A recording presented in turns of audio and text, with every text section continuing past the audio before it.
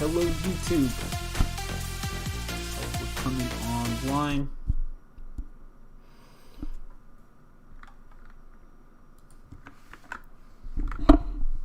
Let's have a little bit of this Korean phenomenon of mukbang, an eating show.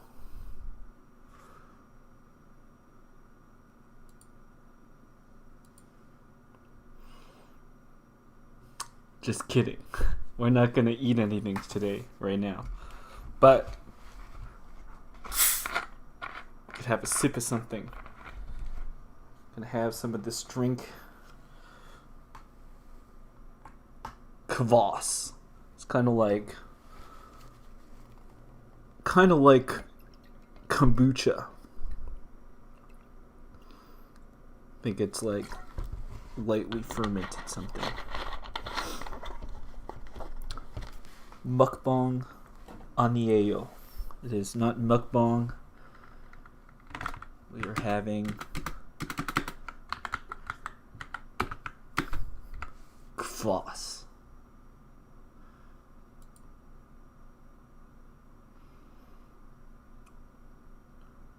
Known as black bread.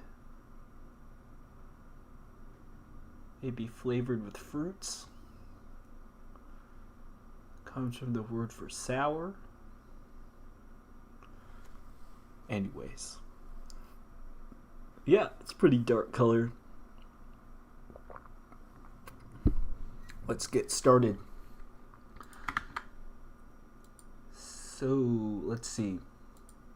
Yesterday's show was on Plato's Noble Lie, as well as we talked about the Plato allegory of the cave story. So if you aren't familiar with those topics, I'll be talking about them more here, but probably good just to know about generally for cultural reasons. Today we continue that topic indirectly through talking about solutions. So I've titled this stream Studying Solutions. What is meant by that? By studying solutions, I mean we're told that there's a lot of different problems in the world, and clearly you can see those problems around you, and I'm sure we all have our own sets of problems to work out in our personal day-to-day interactions. Maybe boss is difficult, friend keeps on borrowing money and not paying you back. I don't know. Any number of things could be a problem that you might face. But the sort of problems we're looking at aren't these everyday interaction type problems. They're more global big issues. And these are the sorts of problems that oftentimes legislation is put in place to solve. A problem that's not just, you forgive your neighbor, but more so we all need to come together as a people to do something, because if we don't do this thing, then bad stuff will happen. That's the sort of problem we're going to be looking at, and we're going to be studying the proposed solutions to these sorts of problems. So that all seemed very non-distinct. Stay tuned. We'll be talking about lots of specifics. Okay, so I brought up the definition here of Plato's Noble Lie to review. So let's take a look here. And I'll zoom in a bit. Take a sip.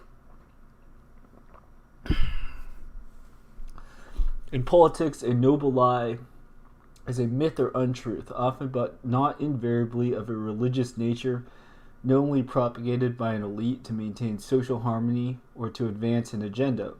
The noble lie is a concept originated by Plato as described in the Republic. So, last stream, I proposed that in today's world, there is an overarching noble lie. I made a typo. Should be noble, not nobile. We're not speaking Italian. Okay, so the noble lie, which can basically be boiled down to progress through technology. So this is kind of my soft thesis I'm running with here that we could all explore together through these streams. So more generally, technology could be understood as what Jacques Ellul calls technique in his book, The Technological Society.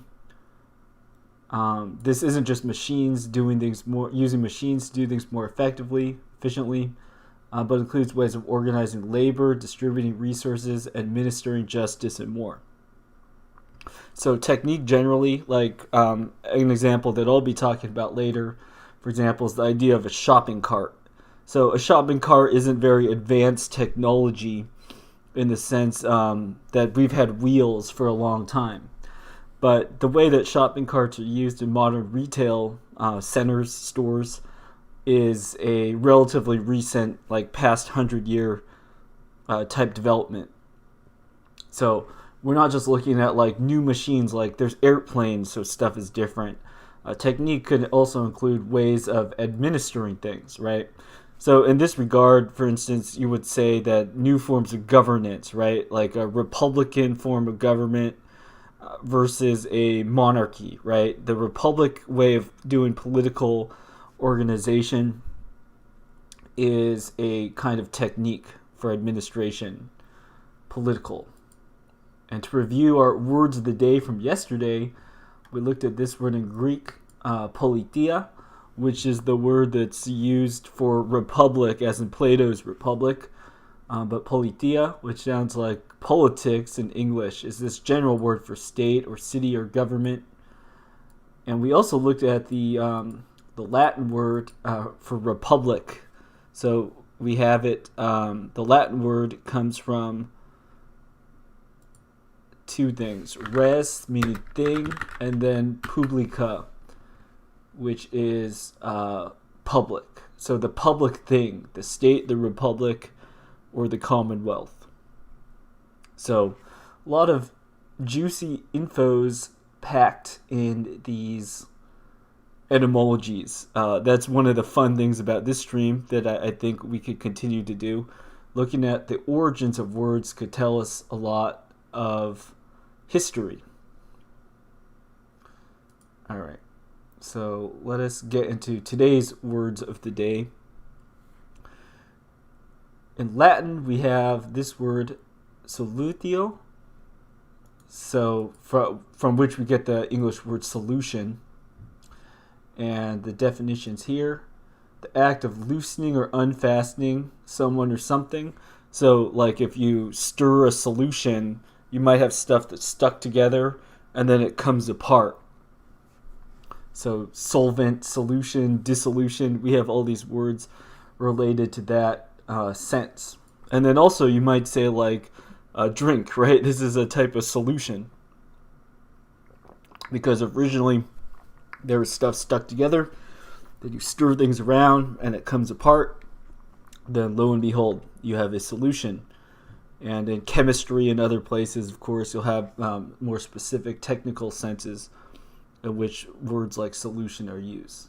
Anyways, solūtiō from Latin, now you know. Okay, and then slightly related term for Greek today, we have this term chημεία, which is where we get the term chemistry in English from, and also the term alchemy. And originally it meant the art of alloying metals. So you have metals, they're hard, they're in rocks, and then you crank up the heat really, really high, and you melt stuff together, and it comes together, and it blends, and all of that sort of stuff. So the art of alloying metals is where chημεία, chemistry, comes from. So now you know. All right, let's continue with their topic.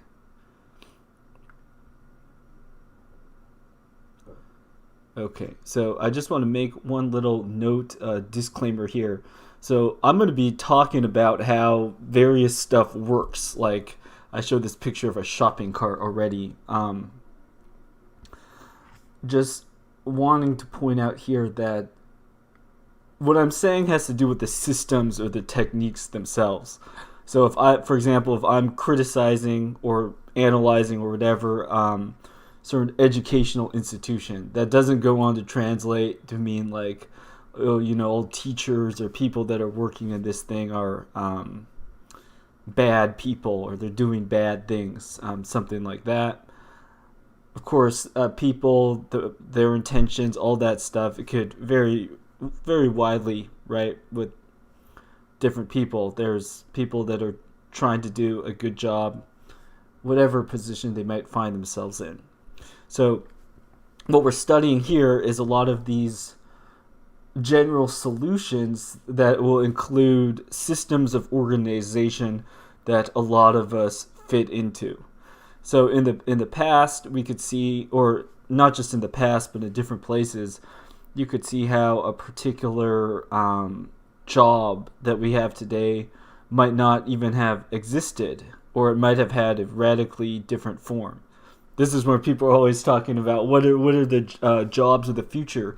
Oh, automation, robots are going to replace all the jobs. And then some people are like, oh yeah, don't worry, jobs will just take on new forms. So we could look in history and see what sort of jobs there have been in the past. So for example, what would be a stable job in the past? Making a lame joke here. If you were taking care of horses, for instance. Nowadays, most people don't have horses. Maybe if you're a relatively wealthy person on some kind of ranch, you got horses. But there aren't so many horses just for getting around every day. And why is that? Well, it'll be because people are generally using other forms of transportation to get around. If you could walk, of course, it's nice to walk, but oftentimes we want to go faster or we have to go further. So by necessity, we must go faster. So like where I am in California, cars everywhere. It's a very car-dominated culture where I am. And in other places, for example, if you've been to a lot of these big East Asian cities, then you've probably taken public transit of some kind. So the subway, metro, or maybe even some buses, things like that. So then what might have been somebody driving a horse buggy thing, then now you have somebody that's driving a bus. So there's similar sorts of work that continues to be done throughout history. For example, moving people and goods from place to place. Only now you would say, you have truckers and bus drivers and engineers of self-driving cars. These people are the people that are working on, you could say, the transportation problem generally. Whereas in the past, it could be like you had a lot of like independent little fiefdoms, households, and then they would have their own stable of horses and wagons that they maintained. I don't know, specifics about the development of these things to talk much of that, but just to say, before there were cars, like people were moving stuff from place to place, and there were people that would fulfill these occupations. So the work in the sense of moving stuff is still there. We still have to move stuff, just like now we still have to send messages or keep records and so on. But the specifics and the forms of these things continue to change over time. All right, so that was I think a sufficiently general discussion. Now let's look at some of the solutions for various areas. So here I made some notes about transportation. Now, one of the big things that's being encouraged and developed nowadays is electric vehicles or electric energy generally. Around me and a lot of big cities, you'll be able to find stuff like these electric scooters that you could activate with an app. So this video I pulled up, this fellow's operating a Lime scooter.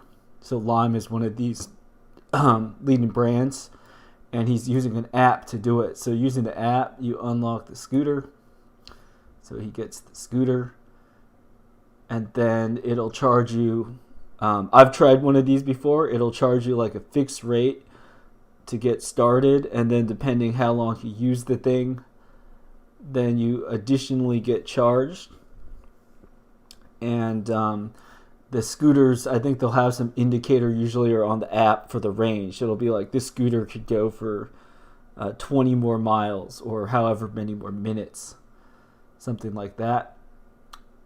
And then I'll see oftentimes like earlier morning or in the night, then it'll be somebody's job to kind of scoop up all these scooters that are dispersed throughout the city and then gather them in charging stations and stuff.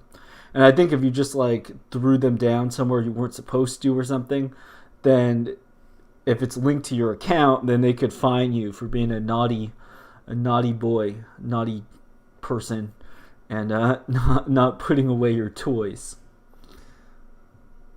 So why do I bring up stuff like this scooter, which it's taking this fellow a while to get started? Let's skip to the scooting. So there he is blasting around town on his scooter. Looks like not many people out there walking around.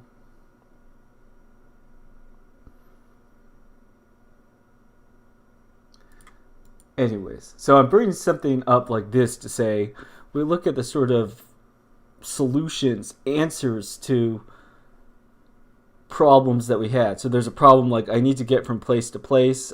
This scooter I think is mostly for recreation, but I've also seen, for instance, lots of scooters and stuff for like delivery. People developing electric trucks, electric motorbike things to deliver pizza and all of that. So, when these things do work, and they usually work, right? They're pretty cool. Like I've ridden one of those scooters. It was fun. So I'm not saying don't ride these or don't use one of these scooters.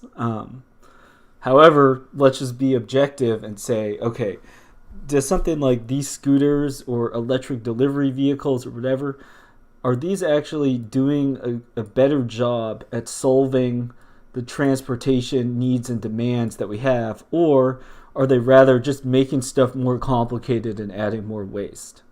And just looking at a lot of these technologies, I tend to lean on the side that at the end of the day, they make stuff worse. It would be better if we just made cities more walkable and let people walk. And of course, you could have like helpful things, for example, wheelchair ramps, right, to help people with disabilities or to help older people be able to get around better. I think a more walkable city and more places to help like people in wheelchairs or blind people, that sounds like a good idea. But instead we get electric scooters, and then oftentimes these things are littered all over the sidewalk and people are tripping over them. And, I see people like throw them over bridges and put them into a bush or a fountain, all sorts of stuff of people abusing these high-tech solutions. And what you have at the end of the day is a city that's really just littered with technology. So if I search, let's just search Bay Area electric scooter problem, we could probably find a bunch of stuff about this. Okay, so this is back in 2018, 2019. So over the past few years, we've had some news stories. And then we have some stories about injuries, people talking about backlash. Yeah, so here, just what I was describing. In the spring of 2018, the citizens of several American cities awoke to find something new. Thousands of electric scooters mysteriously deposited all over town unannounced. And then he talks about, these startup companies and all that. The ideal is kind of, nice weather, people zipping around, having fun. But then often what happens, you have this utopian vision, but then they end up blocking walkways and stuff and littering the city and creating a lot of unpleasantness. So, evaluating a solution like this. Is this a transportation solution? Did this actually make things better? You could say at the end of the day, a lot of time really isn't saved because let's just say you're using a scooter for transport to go from one place to another. Well, like in this video I was showing of this guy, if every time you use it, let's just say you spend a couple minutes fiddling with the app even, if you just spent that time walking or something, then maybe it would actually have been faster to just walk directly rather than engage with such and such system. And then if you're talking about like global traffic and stuff in the city, then it could be that the scooters do more to just clog up things and make life more difficult as opposed to actually just encouraging commerce, like having a nice walkable street with a lot of easy to use facilities is. Like if you have ever been to a farmer's market or something.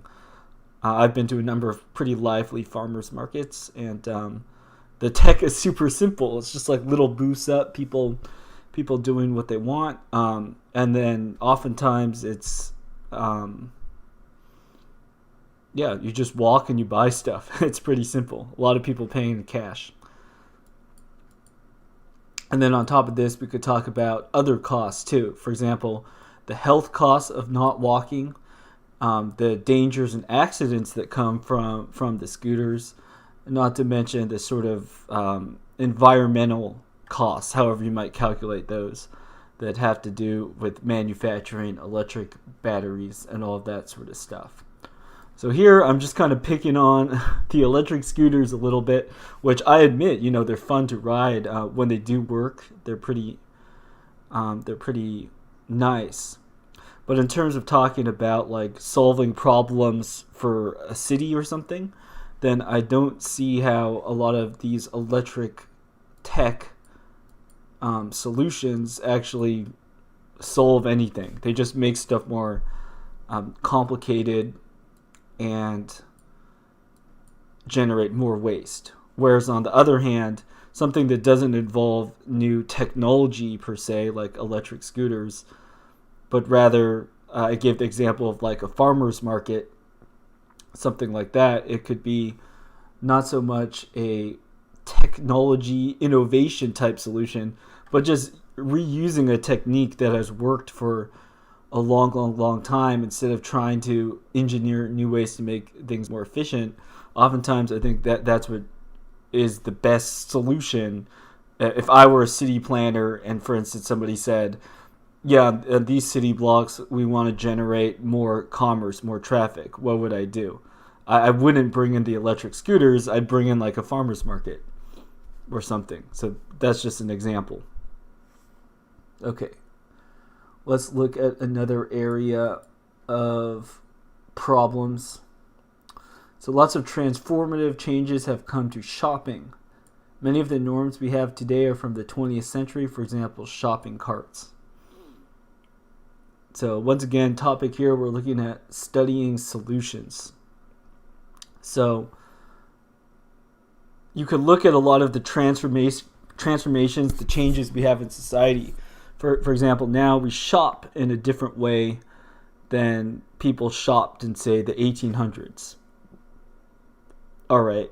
So what transformations had to happen to society and why?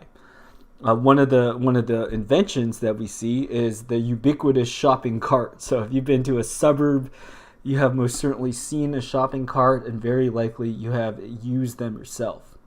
This particular shopping cart here is from Target, and it's innovative because it has a mobile device little rack here. So while you glide along those smooth Target tiles, that slick floor, you could continue looking at and using your phones, even hands-free. You could keep two hands on the shopping cart. So, an innovation, something good, something nice, a convenience. It's a lot of things. So why do we see stuff like shopping carts? Basically, it's because business science shows that if you have things like shopping carts, as well as like a centralized checkout area, that you could do more volumes of sales. So it makes sense from the perspective of a business or retailer to have shopping carts generally, if it means that you calculate the cost of what it has to have the shopping carts, to clean the shopping carts, whatever, and then you calculate how much more money you'll get because you have more people buying more stuff. And if the math works out that the shopping carts are favorable, then it's worth it to put forth the investment to have the shopping carts because you'll do more volume of sale. So essentially, yeah, you could say that's business science, and business science has led us to have stuff like shopping carts all over the place. And I'm talking about the United States. Maybe where you're from, you don't see them so much, but in the United States, a lot of suburb towns, they're certainly the norm. So I wrote a little blurb here. Shopping is optimized for more sales, not for giving people what they actually need or for encouraging better lifestyles. So that's your choice, right? While changes in how shopping is done is presented as being advantageous to us, the customers, for example, the convenience of online shopping, taking a step back, we could study how developments over the past 100 years or so have served rather to further consolidate control of stuff into the hands of relatively few entities.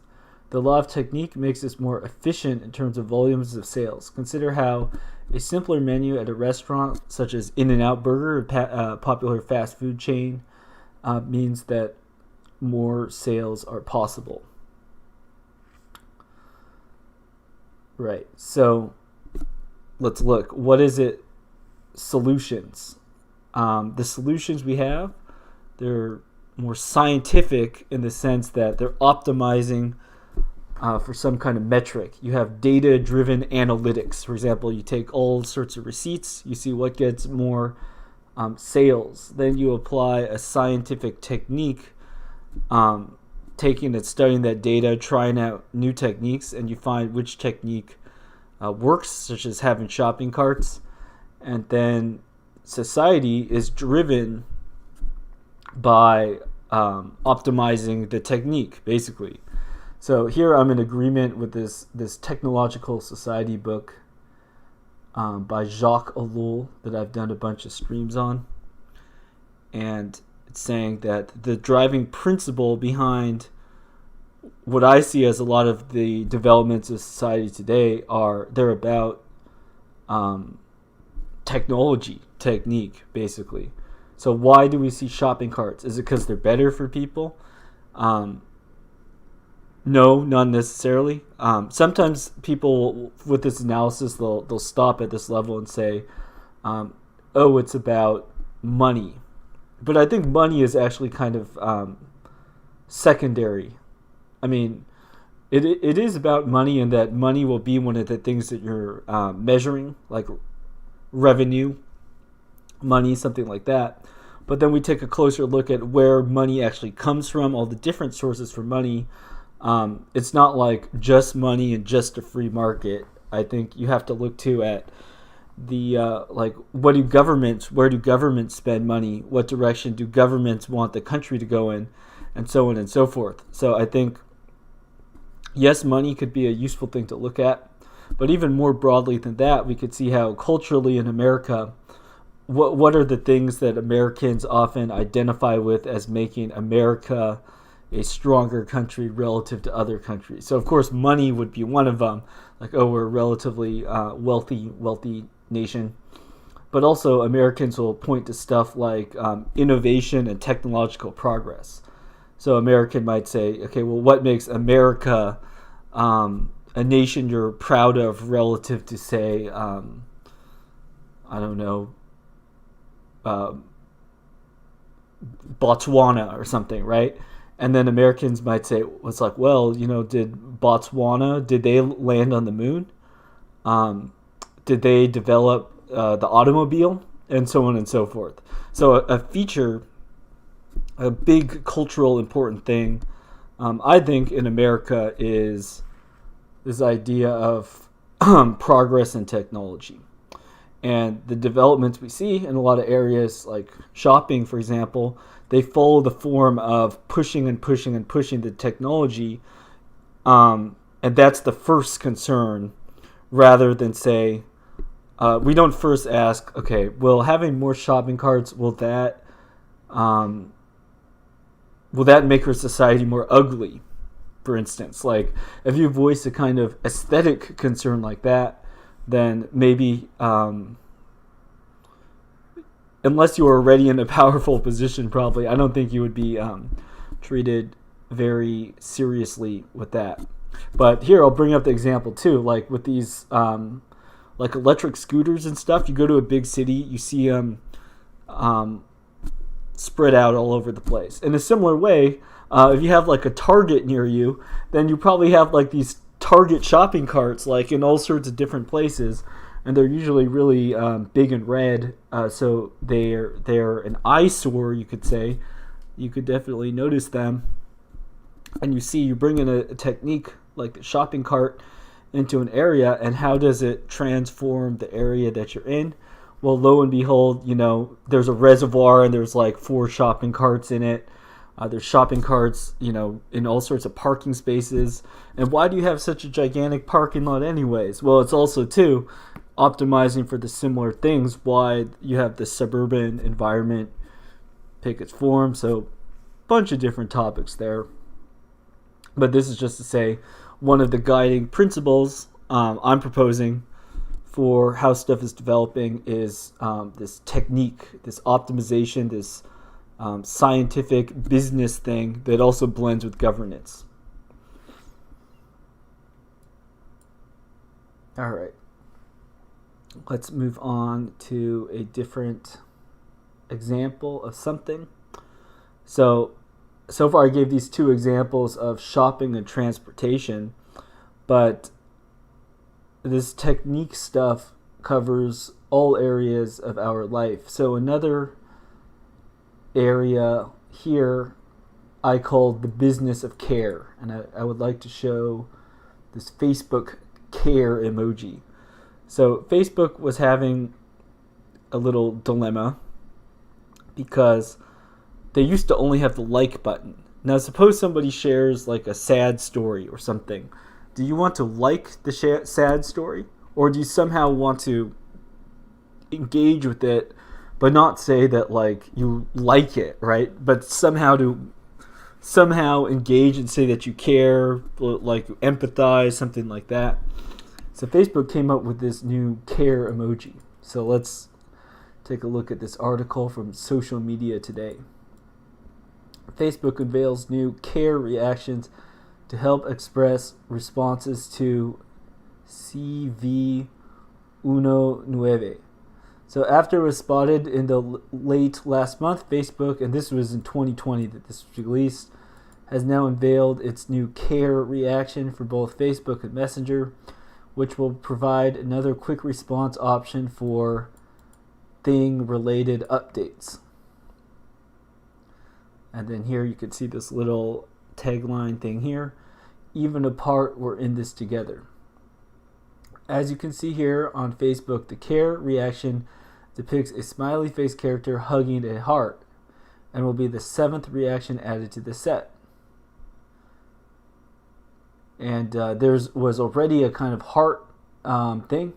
So in addition to just this normal heart, they added this care reaction.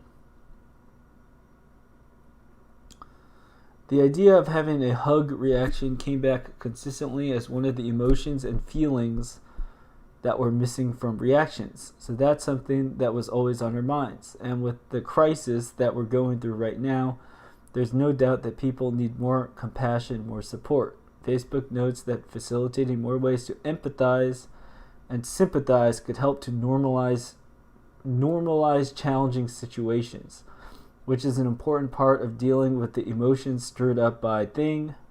That said, Facebook also says that the care reaction could also stick around after the current crisis, depending on how it's used. So, some interesting language actually in this article right here. So, it's useful for normalizing challenging situations. So, saying on Facebook, it's okay to not just say, oh yeah, I'm doing great, here's my yacht or whatever, my second home. But also on Facebook, that you could open up about how stuff is tough for you, and you could ask for sympathy from others. Seems to be something Facebook wants people to be able to use their platform for. And then, here, Facebook also said that the care reaction could stick around after the current crisis, depending on how it's used. So this bit right here, I think it's interesting because it's saying, does Facebook just give you some new ability to say like, oh yeah, we want users to have more ways to be able to interact with each other, just more different tools, more creative ability, something like that. Rather than that, what you have is this thing is particular for a particular use, and depending if that use sticks around or not will keep it or take it away. But it's saying that Facebook, they'll only give you a feature so long as it's useful for their current purposes. So I didn't read this article before I pulled it up today. That's an interesting bit that we see right there. All right. And this goes along, actually, yesterday, one thing that I was talking about was the so-called trial balloon. Trial balloons to see like how the public uses or reacts to something. So you kind of just send out a little thing, and then you see how people respond to something. And it might be kind of provocative or whatever at first, and then you could gather that data, take what you learned, and then make adjustments, tweak the platform, or tweak whatever it is that you're working on. And then so people might say, oh, it looks like Facebook failed when they released the metaverse, and everybody says, oh, Meta, that's lame, you suck, Facebook. But really, when Facebook does something like a press release to say, here, now we're called Meta, and so on and so forth, even if they get a lot of negative backlash, you could say, this is very useful for them from a data gathering, data analysis type perspective, because now they could say, okay, we had this model predicting that we would actually get that sort of feedback. So it seems like the current framework, the way we're thinking about this, is actually quite successful. People did exactly what we expected them to do, and now we could move on with their next step, assuming that we actually were correct in the science that we were doing here. So yeah, with this care reaction too, it sounds like it's that sort of thing where it's saying, okay, they probably have some theory about how is it that people will use this reaction, and then if indeed people do use it like how they predict, then they know they have another tool at their disposal in case they want to use it. Thinking about Facebook too, another example would be the Facebook profile border things. So if you have like your Facebook picture, then you might have Facebook will give you these options to add a frame or something around it. Let's see if Facebook could give us some examples.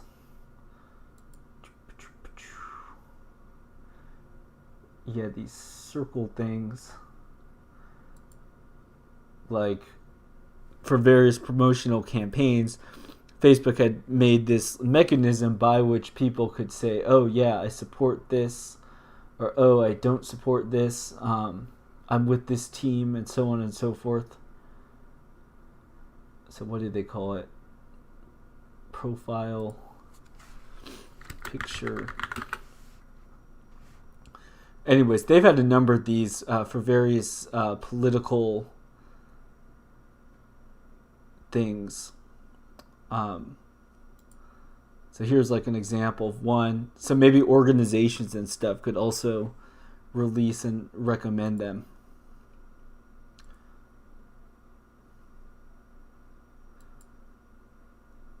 So like if you got the treatment, if you went ahead and voted, or you did all sorts of things, then they would present this option to do. So a question is, why would Facebook or someone do something like that? What is the purpose of this technique? And if you ask that question, what is the purpose of the technique? Well, because Facebook, just like how a shopping center or someone, they might be trying to maximize sales volume. In the same way, Facebook might be doing something like trying to maximize, like I'll use the voting example, civic engagement. Facebook might say, as a pro-democracy platform, our goal is to maximize civic engagement. So if you have more people on Facebook that are signing up to vote, and then if they didn't have Facebook, they wouldn't have gone and signed up to vote, then Facebook would say, oh yes, we've actually succeeded in helping encourage, promote democracy with their platform. That would be an example. Okay. So, right, solutions. So what is the sort of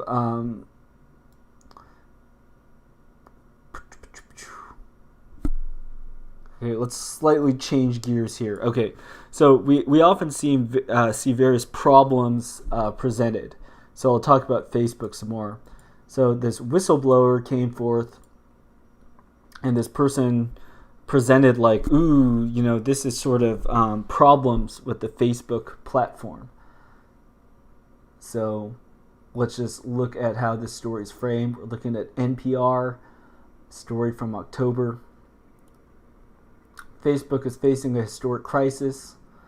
Revelation brought to light from whistleblower Frances Haugen, a former data scientist at Facebook, has led to what may be the most threatening scandal in the company's history. So what could be scandalous? What is the problem? Let's look at what is the problem that's presented, and then sort of we look at the solution. Then what's the kind of solution that's happening? So on just the surface, it might seem like, ooh, this is going to be bad for Facebook. Maybe their stock price will plunge. This is, Facebook's in trouble. Let's take a closer look at what the problems are that they present, and then let's take a look at what the solutions to this problem that are being presented to us are by our leadership. And then let us then look at what these said solutions will actually accomplish. All right, so Facebook, notoriously secret. She said Facebook harms children, sows division, and undermines democracy in pursuit of breakneck growth and astronomical profits. Past controversies over Facebook's role in Russian attempts to influence the 2016 election, the social network's lax handling of user data in the Cambridge Analytica case, were crises that rocked the company and spurred internal reform. But the fury that Haugen's revelations have set off is different. Here are 4 reasons why. Okay, so this person was an insider in that she worked for Facebook.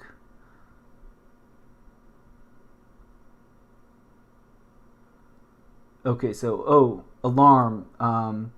Transparency. Almost no one outside of Facebook knows what happens on the inside of Facebook, right? Because they're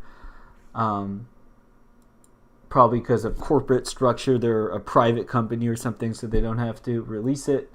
The company intentionally hides vital information from the public, from the U.S. government, and from governments around the world. And then saying other people have raised concerns about this.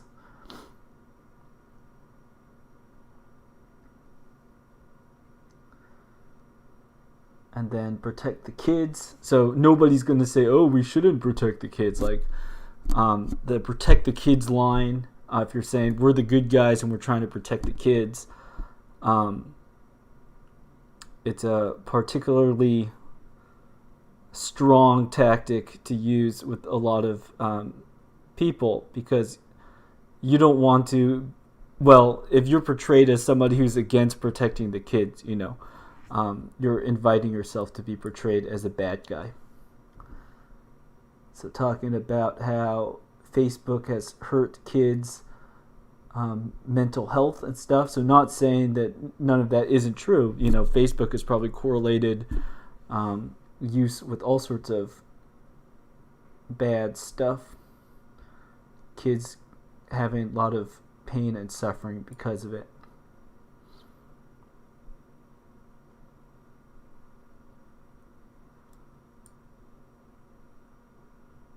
Alright, and then after the journal's reporting, Facebook said it was pausing work on an Instagram product tailored to kids under the age of 13.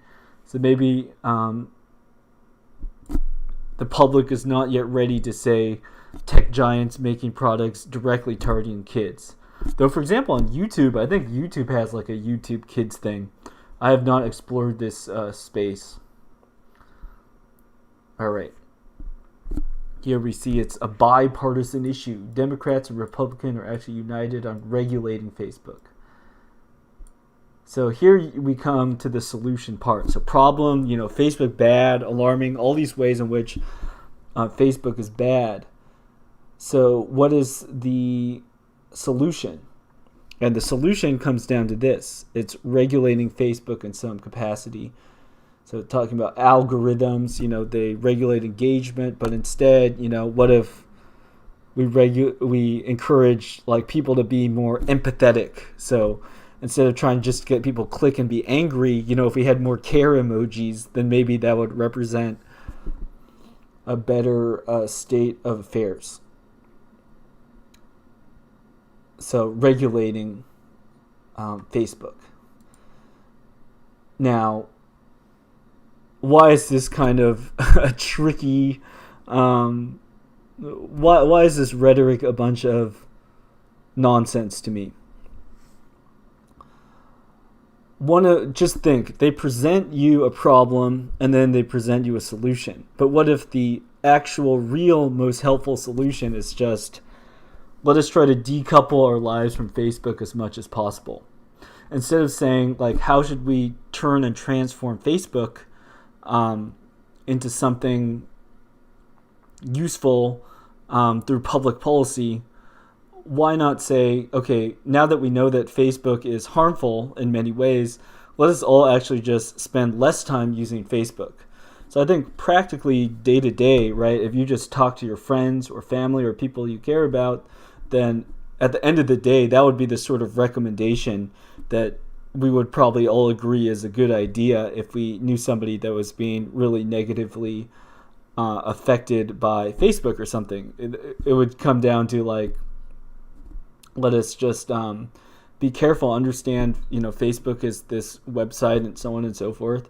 But to withdraw and not use Facebook more would be a good idea. And then maybe from a legislation Facebook, let's say that there's certain organizations and things that require people to use Facebook. Like, let's just suppose, I don't know anywhere specific of this, but this is just an example.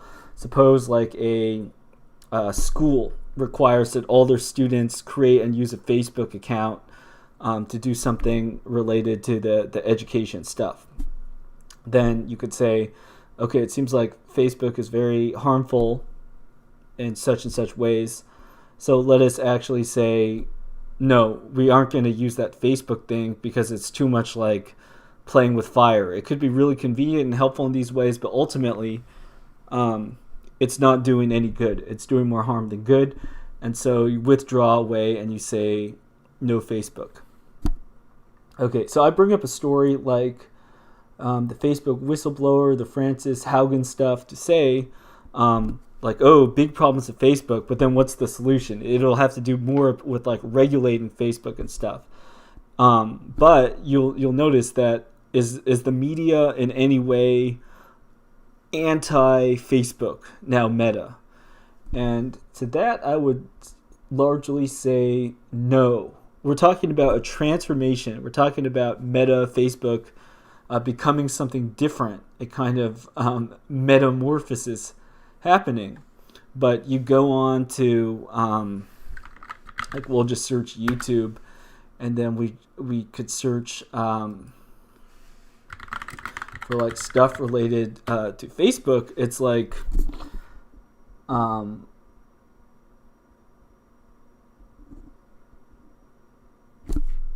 we're expecting them to be around for a lot longer, right? It's not like, oh no, Facebook is bad. You were drinking lead and it gave you cancer. Now stop drinking lead. It's not like that. It's more like, oh no, these are problematic, but this is the way of the future. This is a exciting new development. Now, this company, this entity, whatever you want to call it, is here to stay with you. And on top of that, it's going to become more and more a part of your life. Now let us regulate it, basically. We'll regulate it, but there's no indications that this thing is going to become any less of a entity. So, of course, some people are deleting it and trying to use alternatives, but I would say that that is sometimes practically hard to do, depending where you're working. Just like if you wanted to banish all Microsoft products from your life, if a lot of jobs will require to use Windows, or if you search for a job using LinkedIn or something, for example, it would become very difficult. And if Facebook and this metaverse stuff is starting to become like a commonplace thing in, say, remote work, so maybe a lot more jobs are going remote, things like that, then maybe you won't have like a Facebook account per se, but you might be using Facebook's technology, interfacing with their services, even if it's like you have like a login with some other cloud service person. You're being made to interact more with Facebook in the sense that Facebook is the technology, the social media sort of systems that are being developed. I think the buzzword now is like Web 3.0 or something. Take a look. Okay, yeah. So here's an NPR from November 21st. People are talking about Web 3. Is it the internet of the future or just a buzzword? Then we got a graph with a bunch of stuff. There's a buzzword that tech, crypto, and venture capital types have become infatuated with lately. Conversations are now peppered with it, and you're not serious about the future until you add it to your Twitter bio. Web 3. All right. What is Web 3 about? It's an umbrella term for disparate ideas, all pointing in the direction of eliminating the big middlemen on the internet. This new era, navigating the web, no longer means logging into the likes of Facebook, Google, or Twitter. So it's something different than just going onto a site that's called like Facebook.com. What is it? Think of it this way. The nascent days of the internet in the 1990s were Web 1.0. The web was seen as a way to democratize access to information, but there weren't great ways of navigating it beyond going to your friend's GeoCities page. It was pretty disorganized and overwhelming. Then came Web 2.0 starting in the mid-2000s. Platforms like Google, Amazon, Facebook, and Twitter, the platforms emerged to bring order to the internet by making it easy to connect and transact online. So money, data and money began to flow more readily there. Critics say over time, those companies amass too much power. So that's why we have the term like big tech, right? And that these are big tech. Okay, so these companies amass too much power. Now, what's the next thing that's happening? Web 3 is about grabbing some of the power back. So the solution that's being proposed, all these Web 3 technologies, it's supposed to be taking power away from like Facebook and so on and so forth. So just saying like reining in Facebook, putting some regulations or something on Facebook. It's the same idea. People saying like, oh yeah, we could fight back against big tech. But let's see what the sort of solutions that are proposed actually are like. There's a small group of companies that own all this stuff, and then there's us who use it, and despite the fact that we contribute to the success of these platforms, we don't have anything to show for it, said Matt Dryhurst, a Berlin-based artist and researcher who teaches classes at New York University on the future of the internet. And so, the answer, according to Dryhurst and other Web3 fans, is an iteration of the internet where new social networks, search engines, and marketplaces crop up that have no company overlords. Instead, they are decentralized, built upon a system known as the blockchain, which already undergirds Bitcoin and other cryptocurrencies. Imagine it as a kind of bookkeeping where many computers at once host data that's searchable by anyone. It's operated by users collectively rather than a corporation. People are given tokens for participating. These tokens can be used to vote on decisions and even accrue real value. In a Web3 world, people control their own data and bounce around from social media to email to shopping using a single personalized account, creating a public record on the blockchain of all that activity. So, generally speaking, it's saying, oh, it's better in that no longer stuff centralized here, but everybody owns their own data. It's decentralized, and it's more democratic in this sense.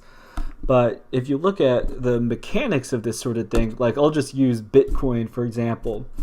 When people talk about the price of Bitcoin, then one word people will know is the Bitcoin whales, because there's some people that have tons and tons of Bitcoin. So Bitcoin is decentralized and more democratic in a sense, but who has the most votes? And a lot of the times you have parties, people, maybe it's not even known who exactly the Bitcoin whales are. They're just identifiable by an address, and these entities, people or orgs, whatever they are, have a huge sway on, say, the price of a Bitcoin. So if a whale buys or sells at a particular time, the Bitcoin price could dramatically go up or down depending on some one party's actions. So even if it is technically more decentralized, you look at how it works in practice, and it's not just about raw accounts of people, but entities also controlling stuff, that you could see how blockchain decentralized systems are not necessarily more fair. It's just different mechanics that are at play for deciding how to control something. And we could already see this on social media. Just giving an example of, if you have some tweet and it has a whole bunch of likes, for instance, who's to say that a huge proportion of those likes aren't bots, paid people, combinations thereof, all that sort of thing, or even like Russian collusion, foreign influence. Who's to say that you don't have a lot of that going on in social media? So the more democratic structure of these tech things actually makes stuff more open to all sorts of mass manipulation of that kind. And maybe if it's lawful and actually fair to manipulate masses in various ways, then it's like saying, oh no, it's not corruption, this is what people wanted. And indeed, perhaps that is the case. These platforms and stuff, Web 3.0, will become what people want, but they'll become what people want at the nudging and pushing of powerful interests into telling people to do stuff that isn't necessarily good for them. So let's really quick look at this Bitcoin whale thing. Bitcoin whale is a cryptocurrency term that refers to an individual or entity that holds large amounts of Bitcoin. Whales hold enough cryptocurrency that they have the potential to manipulate currency valuations. Right. Large Bitcoin holders are called whales because their movements disturb the water that smaller fish swim in. So we could all own Bitcoin. In that sense, it's all being equal. But the mechanics of it are such that if you own a ton of Bitcoin, then you're able to do things that smaller players can't do. Likewise, you're also restricted in your movements, and smaller players aren't. For example, if you only own one Bitcoin, it would be easy to sell one Bitcoin. But if you own 100,000 Bitcoins, you're not going to be able to sell that in an instant. Okay, so let's return here to our notes. So, right. Studying solutions.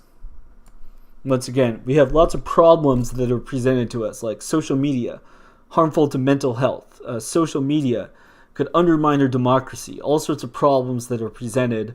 All right, just look at the problem objectively. You could say, yeah, it seems that people go on Facebook more could make them more depressed. All sorts of stuff could happen.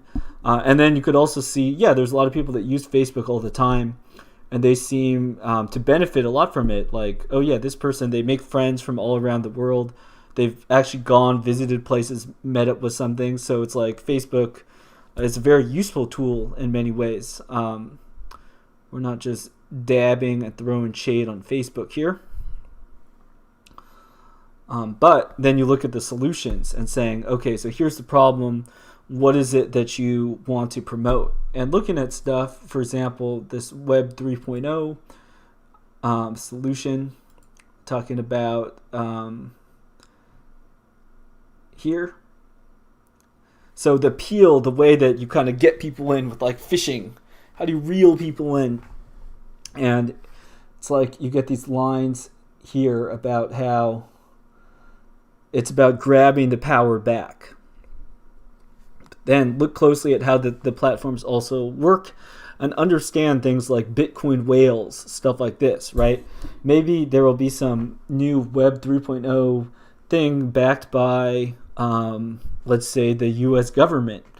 But then the federal agents are like the whales. The federal agents control and could have massive sway deciding how stuff goes on this sort of platform.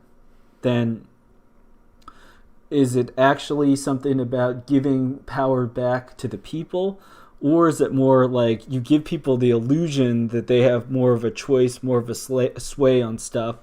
But in reality, it's fewer people, more bots, and layers of, digital abstraction and stuff that prevent people from seeing what's going on. So that's all to say. Look at sort of the cutting the Gordian knot. Oftentimes, what is the simplest actual solution to many of the problems that we're facing today? So here, I wrote this paragraph. The best cybersecurity is to go offline. The most green energy is to do less fancy electronic stuff and just allow people to do sustainable practices on land, learn some organic farming, do some composting, something like that. The most equitable banking is to have banks actually store money in gold, not have all these fancy financial instruments where they could just print dollars, to borrow that phrase. Right, to allow anonymous cash transactions. So we're afraid of germs. No cash anymore. We don't have any. No, it's just let people anonymously pay in cash. And then also too, you could use your cash and you could give it to somebody that needs it, and so on. Now, why wouldn't you do that? Well, because then you can't track, trace, and tax everything. It's no good for controlling people if you have anonymous cash. Another thing to think about. So, take note of any alleged concern or care. For example, I'm really concerned about, our democracy or something. Supports the actual best solution for promoting what you're going for.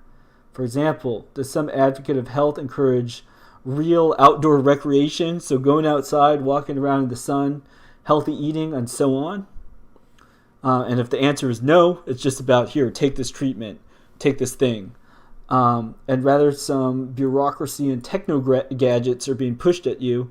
So a kind of product or service, high-tech sort of thing that's being sold to you as a solution to a problem. You have found the tricky hiding establishment, trying to put its tentacles into more places. Whereas if you're just honest with yourself, you get some opinions from people who have worked through the problems, like for example, for the health fitness stuff. Suppose you want to help become a better athlete, become better at running or something.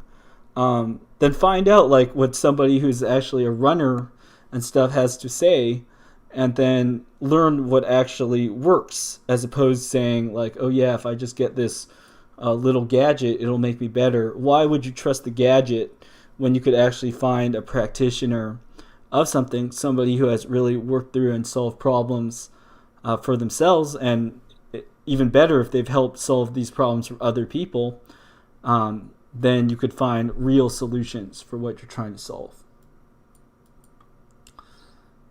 So, on the other hand, right, a lot of official advice for a lot of stuff, what is the nature of it? I'll just give one example here. One part of solid advice for investing is something like investing in an index fund.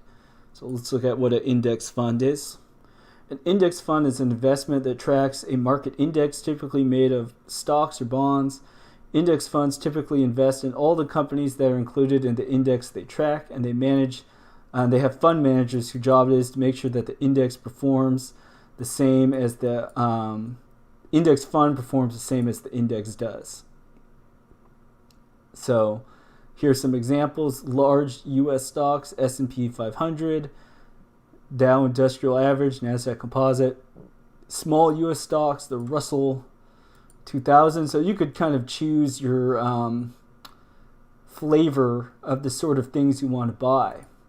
But what's going to be similar about all these things is, right, you could have smaller, bigger, publicly traded companies, but when you put money in an index fund, it's always supporting a particular sort of effort, sort of venture. And I'm not saying it's bad to do this, just the very thing that the instrument is, it's saying, okay, how is it that I'm going to save up money? And the answer, following the solid advice of financial good planning, solid advice of like buying into index funds and stuff, is basically you're betting on the survival and the growth of the establishment, essentially. Like that's often what index fund investing amounts to. And you could contrast that with, say you save up a bunch of money, and like if you had enough, maybe you go and you actually make a ranch somewhere. You buy a bunch of land, you have a house there. Or maybe you have some special information, like I know this thing in the oil industry is really going to grow. So you put a bunch of money like in a particular sector. So there's all sorts of places in which someone might reinvest money, not just save by having a pile of cash, but put their money in order to hope that it grows, it becomes something profitable. However, the sort of solid, stable advice is just like index fund, get some big mutual fund that, does something about aggregating stuff. And oftentimes the very effect of that is the growth of like the establishment, the megacorps. People complain, Amazon, they get so big, it's a big problem, and so on and so forth. But if your solid investment strategy is to like keep on buying into like an index fund, something like that, then your very activities that you're doing are growing the beast that you're complaining about, if you are indeed complaining about those things. So that's just the nature of all this. So the solution, you take a closer look and say, what is the solution for a lot of saving for retirement, for instance? Then a lot of the solution to that, it's saying, I'm trusting, Walmart and Amazon and all these people to basically care for me. So it's not like, your company's paying you a pension directly, something like that, but it's a more decentralized version of a similar idea where you have a lot of people that are basically betting on,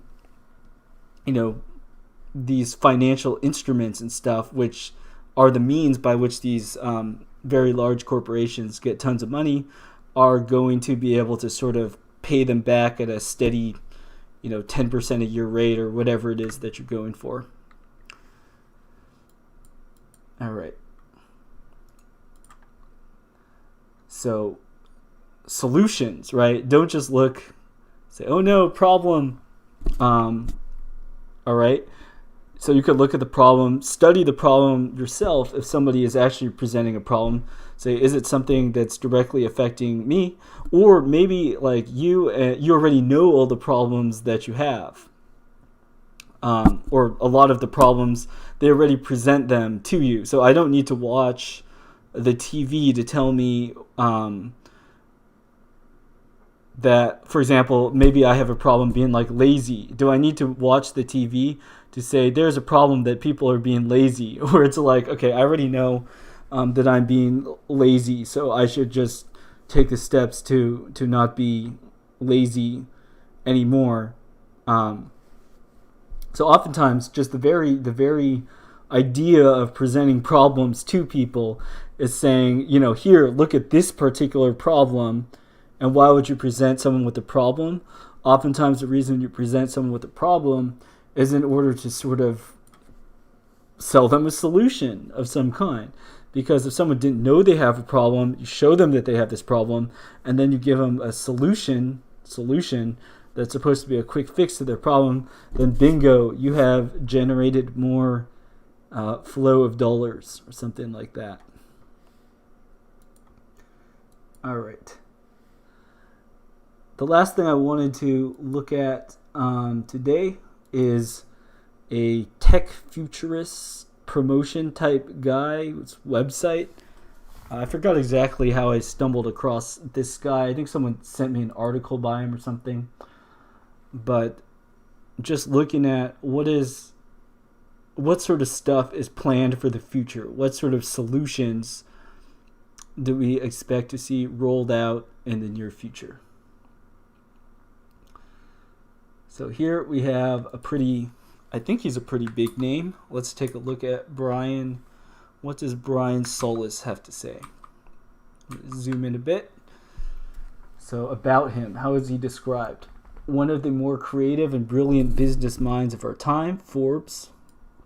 One of the greatest digital analysts of our time, Facebook, CMO. Top futurist speaker. One of the 21st century's business world's leading thinkers, one of the top 10 people to know in Silicon Valley, the futurist we all need to know. So this analyst, big brain guy, is supposed to be the guy who knows all about what's in store for the future. So let's assume that's legit. What does he know about the future? What's coming in the future?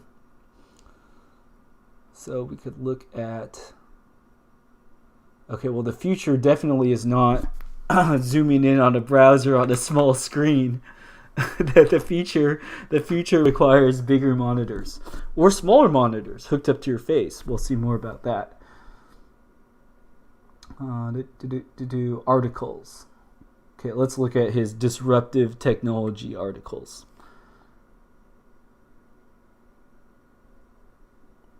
A new and timeless digital-first consumer is the future. So let's take a look at this. And returning on this stream, recall we were talking about what is the purpose of something like a shopping cart, right? Shopping cart, business science shows you bring something like a shopping cart you transform society in this particular way, then you're going to have more, volume of sales or something. That's why we see shopping carts everywhere, because they work, but what they work, the purpose they work for, right, is something like getting people to buy more stuff. So let's take a look at this one. Digital first consumer is the future. So think about digital first consumer as being like the next shopping cart in a way, right? Oh, okay, shopping cart makes it easier to carry stuff. You know what would make it, how could it be even easier to carry stuff? Well, if the stuff is digital, it doesn't even weigh anything, then you could carry so much stuff. So digital first consumer, wouldn't that be quite a gold mine? Because now you don't even need to oil the shopping cart wheels to keep them from squeaking. Now it's digital. It doesn't even squeak. So let's take a look at what this article says. I'm going to zoom in a bit. Okay. Quote, "Disruption could be a gift," according to Brian Solis, best-selling author, digital anthropologist, and futurist. Among the positives, it creates an ageless customer segment that is leading the way. All right. There's a different inclusive generational category that has nothing to do with birth year span or the stereotypes and baggage they often carry, like baby boomers or millennials. Instead, meet Generation Novel, coined by Brian Solis, global innovation evangelist at Salesforce. Generation N, or novel, refers to a new kind of customer, perhaps forever changed by the pandemia. Generation N is digital first and cross-generational. So whether a customer is 25 or 55, when they use their favorite app or online service, they are going to have similar interests, behaviors, and aspirations. What makes it so profound is that it's a huge contingent of the market, said Solis, a keynote speaker at next week's ASAE Technology Exploration Conference. Whereas before it might have been silver based on age, now it's a sweeping imperative. Okay, so an interesting pitch, kind of a leveler saying everybody is sort of equal regardless of age in this Generation N thing he's talking about. All right. The upside of disruption. Everything was disrupted in the last 2 years. It was very deep, and it left a somatic marker within each of us. Somatic, I think, being like bodily felt, which is a visceral, emotional bookmark that will hold onto forever, Solis said. But people persevered, in some cases, without even knowing it. Solis regards such disruption as a gift. When the market evolves, disruption becomes inevitable, he said. It's a historical phenomenon called creative destruction. The old things make way for the new. Research backs it up, according to McKinsey's quickening study. 75% of U.S. customers have tried different stores, websites, or brands, and most are going to stick with those brands after the pandemia. The goal of Generation N is essentially the core of what it takes to be in business today, Solis said. The digital-first world is a hybrid world, a conscious world where everything from communication to the services that associations provide their members to marketing, everything needs to be imagined for this new world. Sounds like we need to build back better. Let's keep on looking down and see what's in this article. Put an S in customer experience. The paradigm shift is perspective. Technology is not the problem anymore, Solis said. Technology is actually here to make things not only more human, but special, even magical. Now it comes down to how people want to deploy the technology. The number one initiative businesses are investing in today because of the pandemia is customer experience, or CX. Experiences. Don't weigh anything. Experiences. CX, customer experience, could be technologies to improve what the customer experiences, or it could be completely reimagined. Let's add an apostrophe S to customer experience, Solis said. Let's remind ourselves it's the customer's experience. So it's you, the customer. It's customer's experience. Your experience.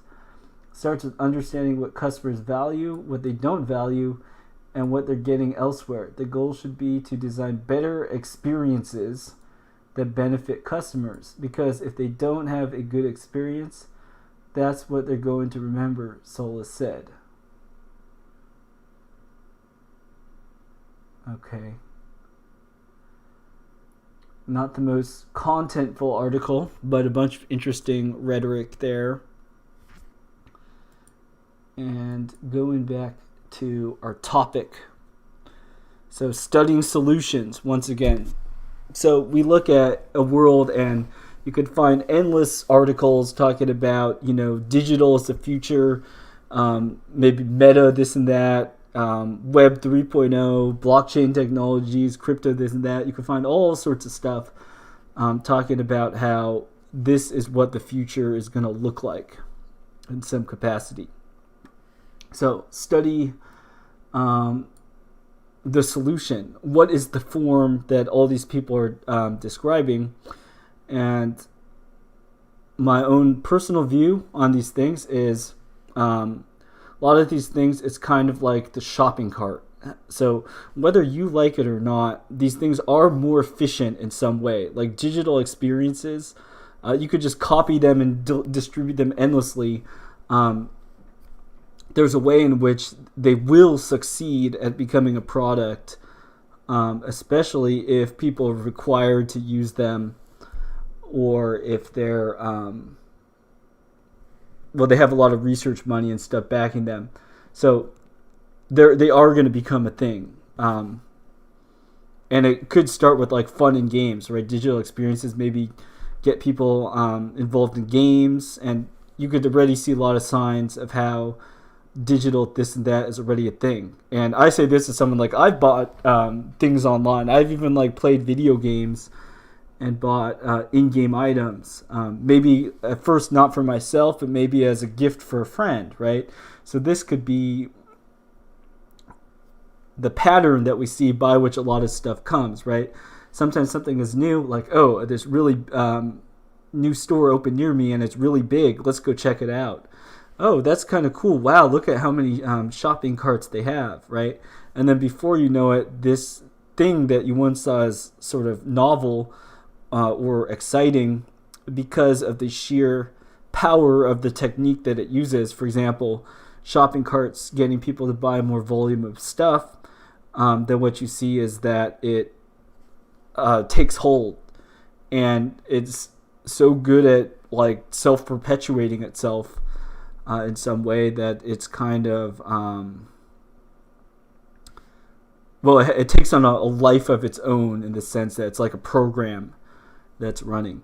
So in the same way, now we see all these announcements about digital this and that that's coming up, and I think that metaverse, whatever, it's got enough funding and things behind it that we could expect a lot of these digital experience solutions to be rolled out. And the way that you get people to accept the solutions a lot of the time is by saying how the solution is an answer to a lot of problems.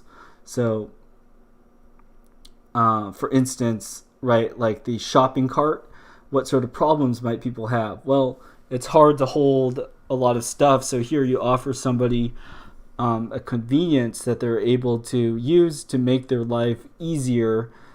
So if you have people accept this particular problem, like, oh, I need to hold more things. And note here, careful language here, I need to hold more things. It could be that you're buying a lot of stuff that you don't actually need. But if you perceive this idea, like, I need all these things and I can't hold them without a shopping cart, then suddenly the solution naturally presents itself to you as something that's good and helpful. Now, if you took a moment to step back and, like, let's just say you had a grocery list before you decided what you actually needed, then perhaps the best solution for you in terms of budgeting economy would be to actually walk into the store and just buy the things that you decided ahead of time that you needed. So what's tricky is you create perceived needs for things, and then you offer a solution to those perceived needs. So looking at metaverse, digital, this sort of stuff, what sort of perceived needs might you give people? Well, if you could normalize something like, for instance, nowadays a lot of people will talk about how they need entertainment of various sorts. Like, oh yeah, I need to, recharge and watch some TV shows, or recharge and watch some movies. obviously there have been people for a lot of history that haven't had TV shows or like digital music on demand, and they live their life. So it's not like a innate human need to that extent that you need this like digital product in this particular form. Yet people will come to perceive themselves as having certain needs by design, and then what happens is when the solutions then are presented to people, then lo and behold, you've made a sale. And I'll just reiterate one more time the point about if you have something that you're required to do. So for example, in the United States, a lot of people use software like TurboTax to help them pay their taxes. So paying taxes, if I didn't have to pay taxes, like I probably wouldn't pay taxes, but I have to pay taxes, and I could either do it all myself manually, hire a professional, or maybe use the software. And for a lot of people, then what they'll opt to do is they'll opt to use the particular software for the solution to a problem that maybe isn't like a physical problem, like I have to dig a ditch so this and this doesn't flood, not that sort of problem, but administrative requirement, societal type problem. So I think another vector by which we could see lots of solutions being introduced and given to people is that these solutions will come through various new requirements of all sorts. So if people are required to do something, then lo and behold, you've given people a new burdensome requirement to deal with, and then it could be such that the only way option they really have practically to deal with some problem that they've been given is to embrace some kind of Web3 solution or something to some type of problem. Like just a really quick low-tech example of that is like, let's say you need to have a passport picture. Now, that sort of thing is required if you're required to have a passport to do certain stuff. So if you weren't required to have a passport for a lot of stuff, then you also wouldn't have the related problem of needing a passport picture. But because you need a passport picture or something, then suddenly, you have to engage with these parties and do all this stuff. All right. So I think that about does it for the content I have prepared today. Studying solutions. Thank you all for joining that did join as we've streamed this, and as well to those who have viewed this video at a later point in time. I'll probably be back tomorrow at 3:30 p.m. That seems to be the accepted streaming time.